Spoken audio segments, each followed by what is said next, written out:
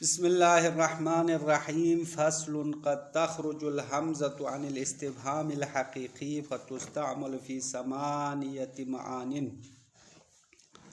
الاول التسویہ. سب سے پہلے حمزے کی بات شروع کیا. حمزے کے دو معنی تھے، حمزہ ندا اور حمزہ استفہام. تو حمزے کے خصوصی احکام بھی یہاں تک ختم ہو گیا. اس کے بعد فصل میں فرماتے ہیں حمزہ کبھی استفہام حقیقی کے معنی سے خارج ہو جائے گا. استفہام حقیقی پہلے بتایا نا، طلب الفہمی، کوئی کسی بات کو سمجھتا نہیں ہے، اس کو سمجھنا چاہتا ہے، پوچھتا ہے، اس کو استفہام حقیقی کہتے ہیں. تو حمزہ معنی حقیقی سے نکل کر مزید 8 معنوں میں سے کسی ایک میں استعمال کیا جائے گا. وہ 8 معنی مجازی کہلائیں گے. استفہام حقیقی نہیں ہے، مجازی ہے. تو ان 8 معنوں میں سے آج تقریباً 3-4 پڑھ سکتے ہیں، اس سے زیادہ مشکل ہے. تو سب سے پہلا معنی حمزہ تسویہ کے لیے استعمال ہوتا ہے. حمزہ تسویہ. تسویہ کا معنی برابری کا معنی ہے، برابری کے معنی میں استعمال ہوگا. حمزہ تسویہ کا قانون کیا ہے؟ کہاں پتہ چلے گا کہ حمزہ تسویہ ہے اور کہاں حمزہ استفہام ہے؟ یہ کس ضابطہ اور قانون کے تحت معلوم ہوگا؟ تو صاحب کتاب فرماتے ہیں حمزہ تسویہ وہ حمزہ ہے جو کسی جملے میں آ جاتا ہے اور وہ حمزہ اور اس کے بعد والا جملہ ملا کے مصدر میں تبدیل کر سکتے ہیں، تعویل بمصدر کر سکتے ہیں. اس کو کہتے ہیں حمزہ تسویہ. حمزہ تسویہ بعض علماء نے گمان کیا ہے صرف سواءن کے بعد آتا ہے. صاحب کتاب کہہ رہے کہ یہ وہم غلط ہے، ان کا گمان غلط ہے، کیونکہ سواءن اور سواءن کے معنی میں جو بھی الفاظ آتا ہے ان کے بعد آنے والا حمزہ ہے. اور اس کا اصلی قانون یہ ہے کہ تعویل بمصدر ہونا ہے. حمزہ اور حمزہ جس جملے پر داخل ہوا ہے نا، وہ ملا کے مصدر میں تبدیل کر سکتے ہیں، تو اس کو حمزہ تسویہ کہلائیں گے. اب ضروری نہیں ہے وہ فقط سواءن کے بعد آیا ہو یا کسی اور لفظ کے بعد آیا ہو. اب یہاں پہ 2 مثالیں دی ہے. ایک مثال سواءن کی مثال قرآن کی آیت ہے سواء علیہم استغفرت لہم ام لم تستغفر لہم. بس اس میں استغفرت لہم استغفرت، یہ 2 حمزہ ہیں، ایک حمزہ حذف ہو گیا ہے اور یہ حمزہ تسویہ ہے. اور دوسری مثال حدیث مثال دیا ہے، جیسے کہ امام علی کا فرمان ہے واللہ ما یبالی ابن ابی طالب او وقع علی الموت ام وقع الموت علیہ. یہاں پہ حمزہ او وقع والا حمزہ تسویہ ہے اور یہ ما یبالی کے بعد آیا ہے.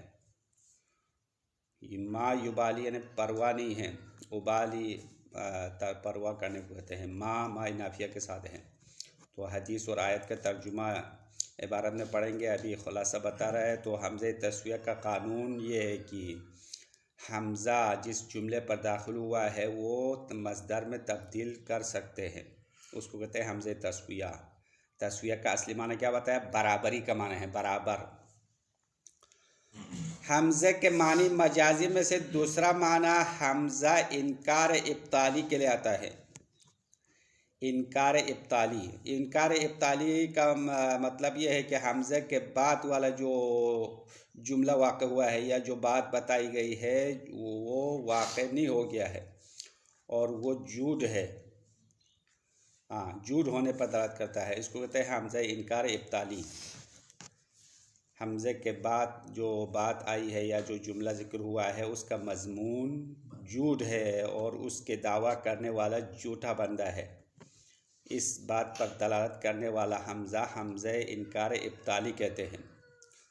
اور چونکہ حمزہ انکار ابطالی نفی کا معنی دیتا ہے، یعنی اپنے بات والے کے واقع نہ ہونے کا حکم دیتا ہے، تو اگر یہ حمزہ حرف نفی پر داخل ہو جائے تو نفی جمع نفی کیا ہوتا ہے؟ اثبات ہوتا ہے. نفی اثبات مثبت کے معنی میں تبدیل ہو جائے گا. اب ان سب کی مثالیں بھی عبارت میں آنے والی ہے، مزید اس کی وضاحت نہیں کریں گے، اتنا کافی ہے. تیسرا حمزے کے معنی مجازی میں سے انکار توبیخی ہے. حمزہ انکار توبیخی کے لیے آتا ہے. انکار توبیخی کا مطلب حمزے کے بعد والا فعل واقع ہو چکا ہے، اما وہ فعل جو ہے اچھا فعل نہیں ہے، برا کام ہے، اور اس کام کے انجام دینے والے کی مذمت کی جاتی ہے، اس کو کہتے ہیں حمزہ انکار توبیخی۔ توبیخ کا اصلی معنی مذمت کرنا، کسی کو ڈانٹنا یا مذمت کرنے کو کہتے ہیں۔ تو حمزہ انکار ابطالی اور توبیخی میں فرق یہ ہے کہ انکار ابطالی میں حمزہ نفی کا معنی دے گا، اپنے بعد والے کے واقع نہ ہونے کا فائدہ دے گا۔ انکار توبیخی میں کیا ہے، واقع ہونے پر دلالت کرے گا، اما وہ فعل مناسب فعل نہیں ہے، بلکہ وہ انجام نہیں ہونا چاہیے تھا اور انجام دینے والے نے غلط کیا ہے، وہ نہیں کرنا چاہیے تھا، برا کام کیا ہے۔ چوتھا معنی حمزے کے معنی مجازی میں سے تقریر کے لیے آتا ہے۔ حمزہ استفہام تقریری یا تقریر کہا، یہاں تقریر کا اصلی معنی ہے اقرار سے ہے، اقرار اور اعتراف لینے کے لیے ہے۔ اگر آپ مخاطب کو کسی کام پر اس کی زبان سے اقرار سننا چاہتا ہے تو حمزے کے ذریعے سے اس سے سوال کرے گا، اگرچہ سوال کرنے والے کو پتہ ہے پھر بھی اس سے پوچھ گچھ کرتا ہے تاکہ اس کے منہ سے اس فعل کا اقرار ہو جائے۔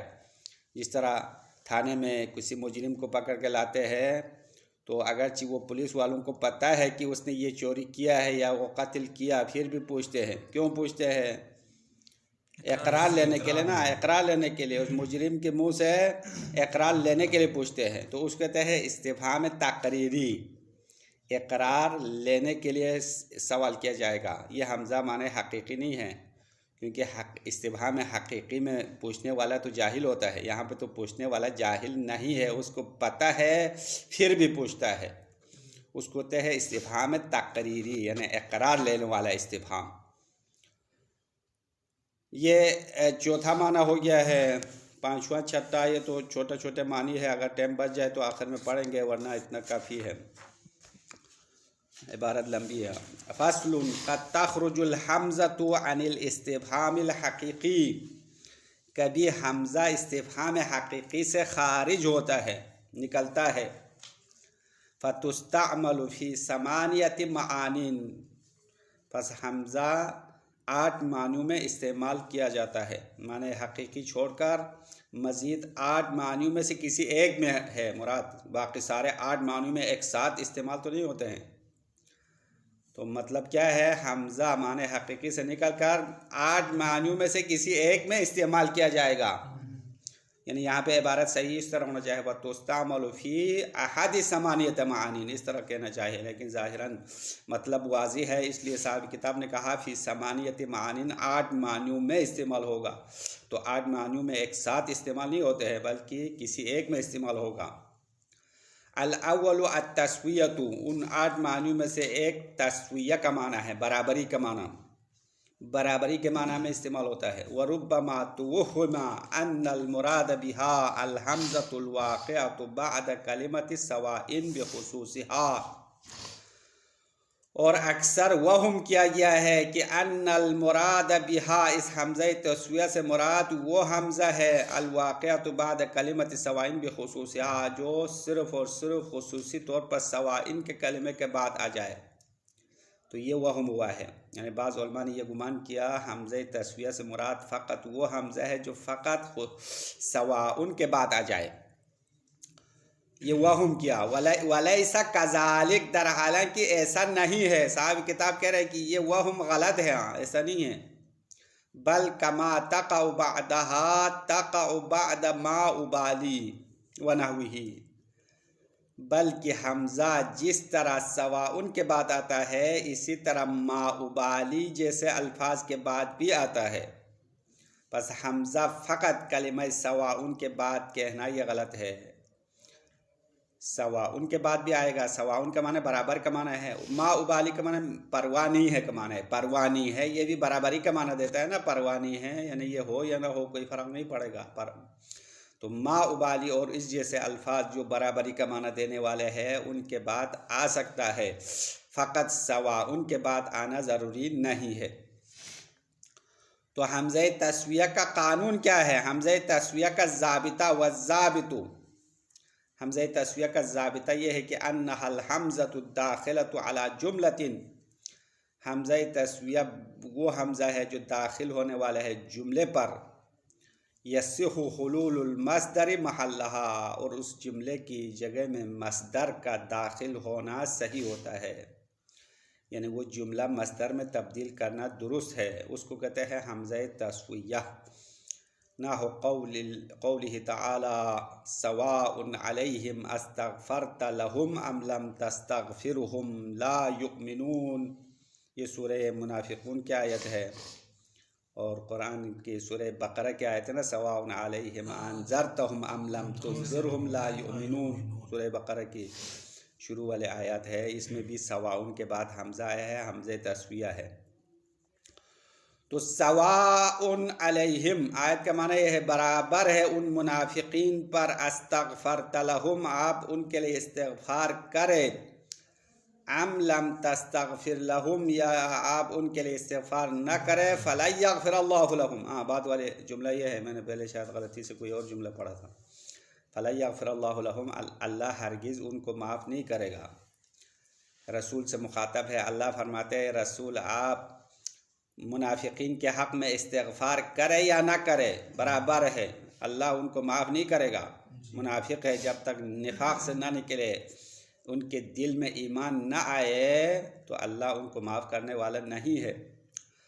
اب آیت میں ترجمہ تو آپ نے سن لیا، ابھی شاید مثال استغفرت، یہ دو حمزہ ہے، ان میں سے ایک حمزہ حذف ہو گیا ہے، ابھی جو موجود حمزہ ہے وہ حمزہ تسویہ ہے، تو اس کو مصدر میں تبدیل کرتے ہیں۔ مصدر میں تبدیل کیا تو کیا ہوگا، سواء علیہم استغفارک لہم، استغفرت مصدر میں تبدیل کر سکتے ہیں، استغفرت باب استفعال ہے، مصدر باب استفعال کا آئے گا، سواء علیہم استغفارک لہم ام عدم استغفارک لہم، یہ لم نفی ہے تو اس کی جگہ پر عدم آئے گا، تو جملہ کیا بنے گا، سواء علیہم استغفارک لہم ام عدم استغفارک لہم، برابر ہے آپ ان کے لیے استغفار کرے یا نہ کرے، استغفار کرنا اور نہ کرنا، مصدر کا معنی کرو تو کرنا ہوگا، یعنی آپ ان کے لیے استغفار کرنا اور نہ کرنا برابر ہے۔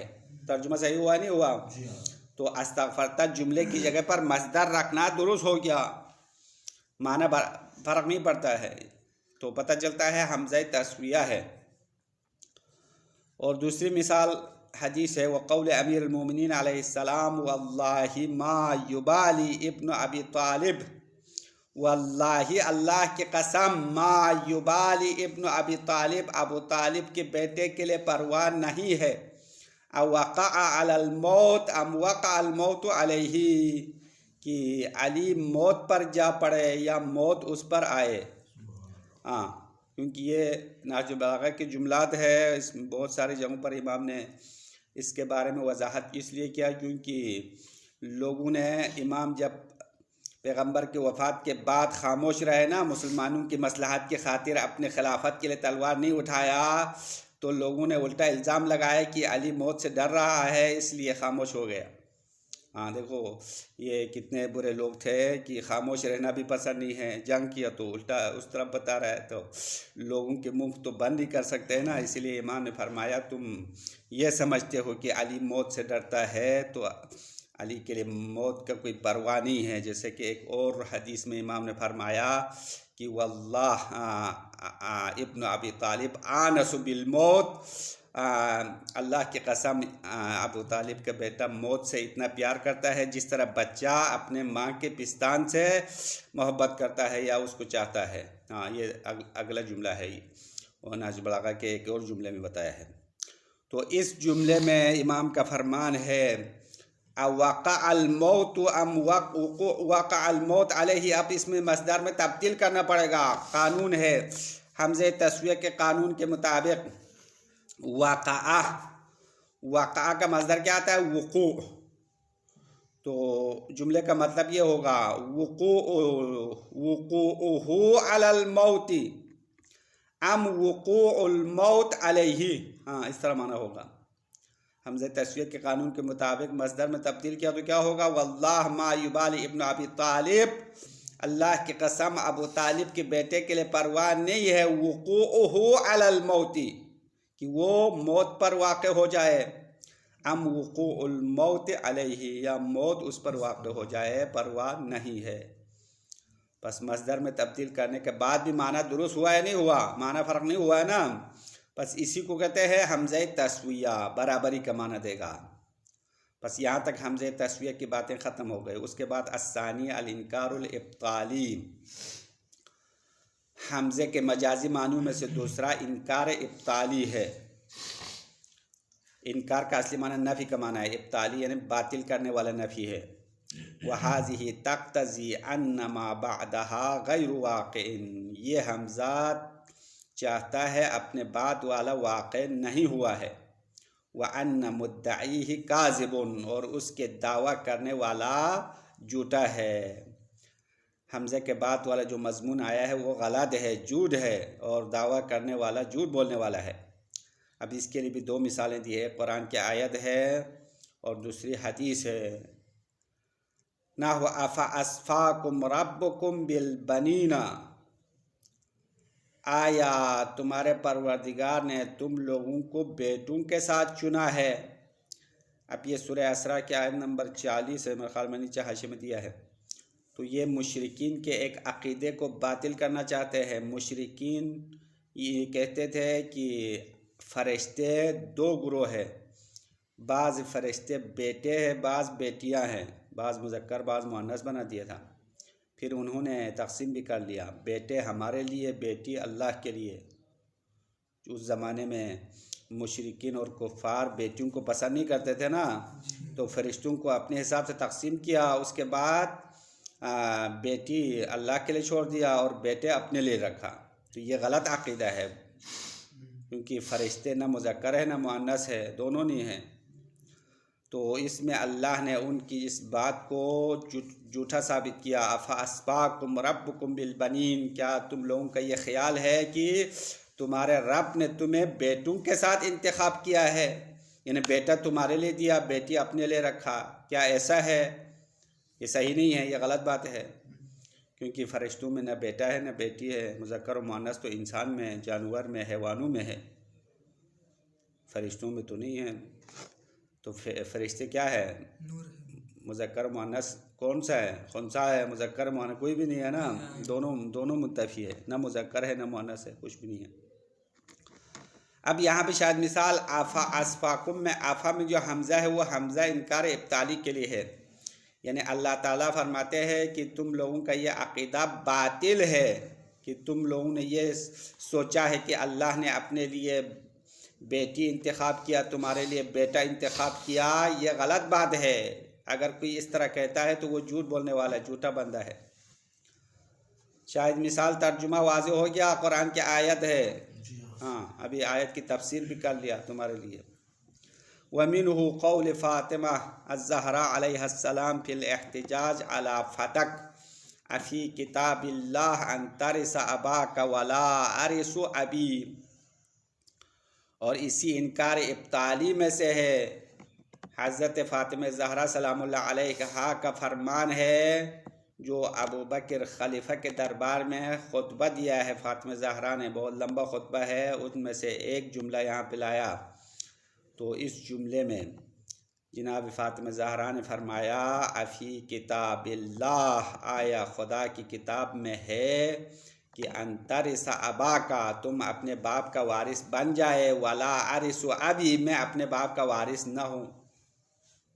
یہ قرآن میں ہے، تو ابوبکر سے پوچھ رہی ہے، تو مطلب یعنی یہ کہنا غلط ہے تم اپنے باپ کا وارث بن جائے، میں اپنے باپ کا وارث نہ ہوں۔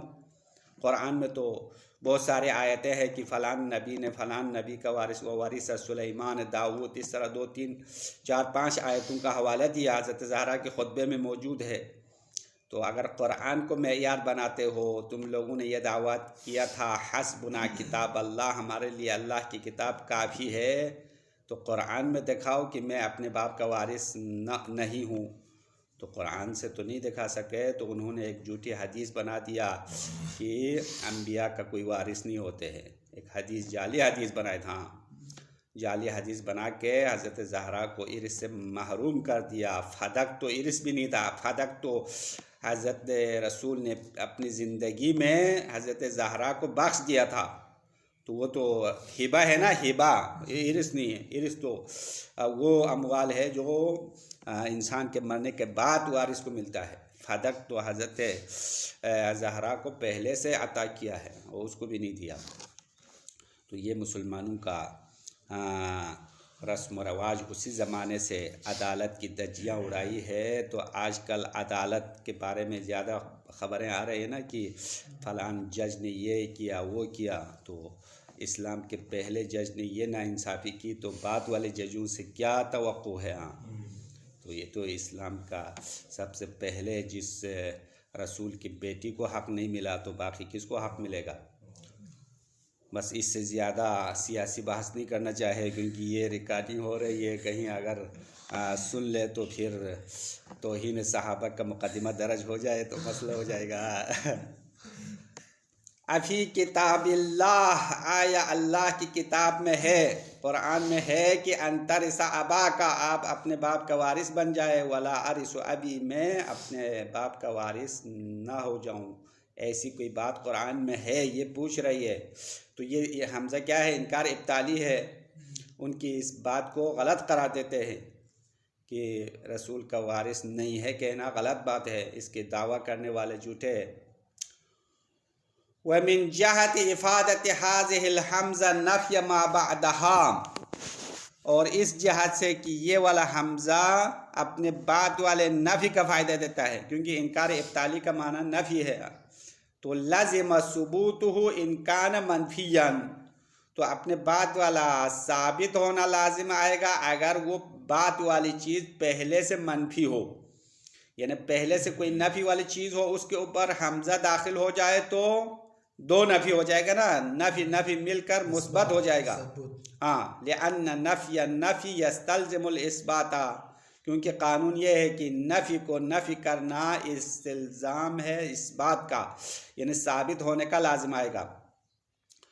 اور اسی میں سے قرآن کی آیت ہے وَمِنْهُ قَوْلُهُ تَعَالَى وَمِنْهُ قَوْلُهُ تَعَالَى أَلَيْسَ اللَّهُ بِكَافٍ عَبْدَهُ، سورہ زمر آیت نمبر 36 میں اللہ حمزہ انکار ابطالی کے ذریعے سے پوچھ رہے کہ أَلَيْسَ اللَّهُ بِكَافٍ عَبْدَهُ، کیا پروردگار اپنے بندے کے لیے کافی نہیں ہے؟ کافی نہ ہونا نہیں ہے، معنی یہ ہوگا کیا اللہ اپنے بندے کے لیے کافی نہ ہونا نہیں ہے، تو مطلب کافی ہے۔ ہاں، نہ ہونا نہیں ہے، نہ ہونا نہیں، دو نہیں ہو گیا نا، بس کافی ہے کا معنی نکلے گا، کیونکہ لیسا نفی کے لیے ہے، حمزہ بھی نفی کے لیے ہے، تو دو نفی اس بات ہوگا، اے اللہ کافٍ عبدہ، آیت کا مضمون یہ ہوگا کہ اللہ اپنے بندے کے لیے کافی ہے، بس یہ کافی ہونا دو نفی کو ملا کے مثبت بنا کے حاصل کیا ہے۔ الثالث الانکار التوبیخی، حمزے کے مجازی معنیوں میں سے تیسرا انکار توبیخی ہے، مذمت کے لیے آتا ہے، برا بھلا کہنے کے لیے۔ فتقتضی ان ما بعدها واقع، اور حمزہ انکار ابطالی چاہتا ہے اپنے بعد والا فعل واقع ہو گیا ہے، وان فاعلہ ملوم، اما اس کے انجام دینے والا قابل ملامت ہے، قابل مذمت ہے، غلط کام کیا ہے۔ نحو قولہ تعالی ائفکا آلہۃ دون اللہ تریدون، کیا تم لوگ جھوٹے خداؤں کو اللہ کے علاوہ چاہتے ہو؟ افک معنی جھوٹ، جھوٹا، آلہہ کئی خدا، تو تم لوگ جھوٹ کے طور پر یا جھوٹے کئی خداؤں کو اللہ کے علاوہ تریدون چاہتے ہو، تو جو مشرکین ہے وہ اللہ کے علاوہ دوسرے خداؤں کا چاہنا واقع ہوا ہے، مشرکین دوسرے خداؤں کو چاہتے ہیں، اللہ کے شریک بناتے ہیں، یہ فعل واقع ہو چکا، لیکن یہاں پہ حمزہ کے ذریعے سے کیا پوچھنا چاہتے ہیں؟ ان کے اس کام کی مذمت کرنا چاہتے ہیں، اللہ کے علاوہ دوسرے خداؤں کا چاہنا یہ بری بات ہے، غلط بات ہے، شرک ہے، ظلم عظیم ہے، ان الشرک لظلم عظیم، قرآن کی دوسری آیت میں آیا ہے کہ بے شک شرک سب سے بڑا ظلم ہے، شرک کے لیے معافی نہیں ہے، جب تک توبہ کیے بغیر دنیا سے چلا جائے تو دوزخ میں رہے گا، ہم فیہا خالدون، ہمیشہ رہے گا۔ بس اس آیت میں اللہ کے علاوہ دوسرے خداؤں کا چاہنا تو واقع ہو گیا، یہ فعل انجام ہو گیا، اما اس فعل کے انجام دینے والوں کی مذمت کرتے ہیں، بس شاید مثال یہ ہے انکار توبیخی۔ دوسری مثال بھی دیتے ہیں، وقول ابی طالب علیہ السلام اتبغون قتلا للنبی محمد خصصتم علی شؤوم بطول آثام۔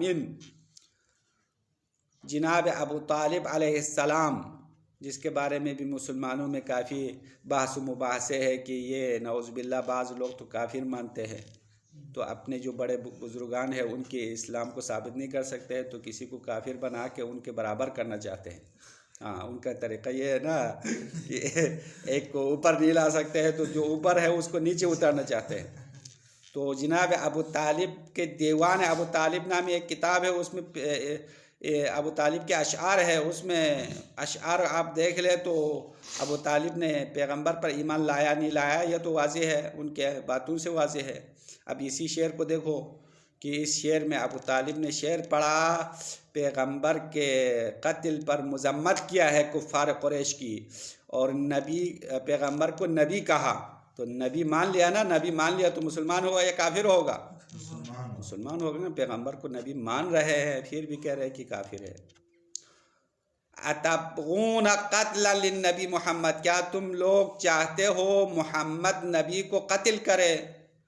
کیونکہ کفار قریش تو چاہتے تھے نا پیغمبر کو مارے، جان سے مارنا چاہتے تھے، تو جناب ابو طالب نے ان سے کہا، مذمت کیا ان کی، تم لوگ پیغمبر نبی کو مارنا چاہتے ہو۔ خصصتم علی شؤوم، تم لوگ بدبختی کے ساتھ خاص ہو چکے ہو، اب بطول آثام، لمبے گناہوں کی وجہ سے، گناہ کر کر کے آخر میں تم لوگ بدبخت ہو چکے ہو، کیونکہ انسان کی بدبختی کا اصل سبب کیا ہے؟ گناہ ہے۔ جب انسان کا گناہ زیادہ ہوتا ہے تو اس کے لیے سعادت کا راستہ بند ہو جائے گا۔ شوم جو ہے سعادت کے برعکس کو کہتے ہیں، شوم یعنی بدبختی، بدبختی کے ساتھ خاص ہو چکے ہو، بطول آثام، لمبے گناہوں کی وجہ سے، گناہ زیادہ کرنے کی وجہ سے۔ تو اس شعر میں اتبغون میں حمزہ انکار توبیخی ہے، کیونکہ وہ پیغمبر کو قتل کرنا تو چاہتے تھے، یہ فعل واقع ہو چکا تھا، قتل تو واقع نہیں ہوا لیکن چاہنا، اصل فعل ان کا چاہنا تھا، تو وہ چاہتے تھے، دل سے چاہتے تھے کہ پیغمبر کو جان سے مار دے۔ اب جناب ابو طالب نے ان کی مذمت کی ہے، تم لوگ یہ کیوں چاہتے ہو کہ نبی کو مار دے؟ بس یہاں تک آج تک خلاصہ ہم نے بتایا تھا، کافی ہے۔ وصلی اللہ علی محمد و آلہ الطاہرین۔